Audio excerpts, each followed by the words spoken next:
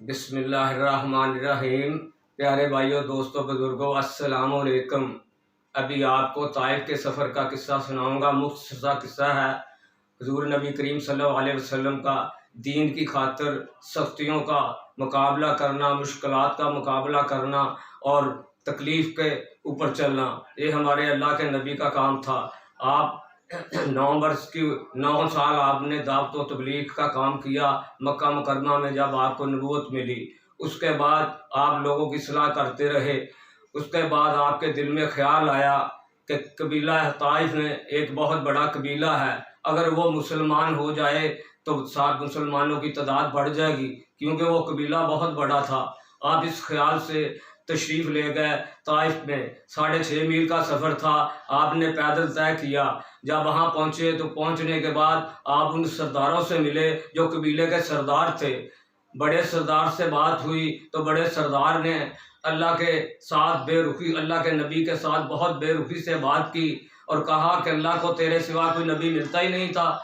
دوسرا بولا کہ اگر تو واقعی نبی ہے تو تیری بات سے انکار کر دینا خطرے سے خالی نہیں ہے۔ تیسرا بولا جاؤ چلے جاؤ، ہمارے شہر سے نکل جاؤ، ہمارے شہر کو چھوڑ دو، جہاں تمہاری چاہت کی جگہ ہے وہاں چلے جاؤ۔ حضور اکرم صلی اللہ علیہ وسلم مایوس ہو کر واپس لوٹے۔ انہوں نے اللہ کے نبی کی صحیح بات بھی نہ سنی، تو آپ اتنے پریشانی کے عالم میں جب واپس ہوئے تو انہوں نے لڑکوں کو پیچھے لگا دیا۔ حضور اقدس صلی اللہ علیہ وسلم جب چلے تو لڑکوں کو کہا اس کو پتھر مارو، اس کا مذاق اڑاؤ، ان کو پاگل کی آوازیں لگاؤ۔ وہ اللہ کا نبی جب لوگوں نے اس کو پتھر مارے، آپ وہاں سے مایوس ہو کر نکلے، آپ خون میں لت پت تھے۔ راستے میں ذرا سی جگہ ملی، وہاں بیٹھے، ذرا سا اطمینان ہوا ان زخموں سے تو چل پڑے۔ اب جب یہ سارا سلسلہ ہو رہا تھا، اللہ بھی دیکھ رہا تھا، اللہ کے فرشتے بھی دیکھ رہے تھے، فرشتوں میں ہلچل مچی ہوئی تھی۔ جب اللہ کے نبی کو اس حال میں دیکھا تو اللہ پاک نے جبرائیل علیہ السلام کو حکم دیا میرے محبوب کے پاس جاؤ اور میرا سلام کہنا، اور کہنا اے میرے محبوب، تیری اور تیری قوم کی جو گفتگو ہوئی میں نے سنی، میں جبرائیل علیہ السلام کو بھیج رہا ہوں اور یہ تمہارے کام آئے گا، اس سے کام لے لو جو لینا ہے۔ تو اللہ کے نبی کو فرشتوں نے کہا کہ یہ دونوں پہاڑ جو ہیں اگر آپ چاہیں تو ان پہاڑوں کے اندر ان کو کچل دوں۔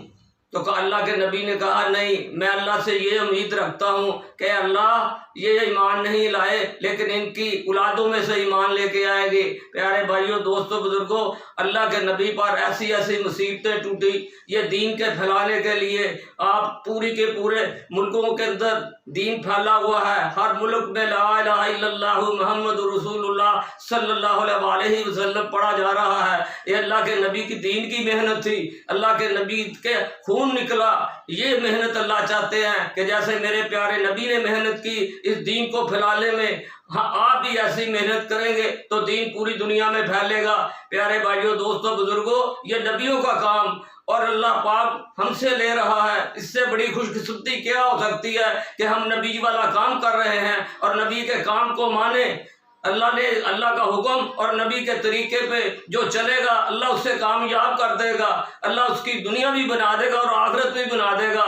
جب ہم اللہ کا حکم مانیں گے اور نبی کے طریقے پہ زندگی گزاریں گے تو اللہ پاک اس پاک سرزمین سے سونا اگل دیں گے۔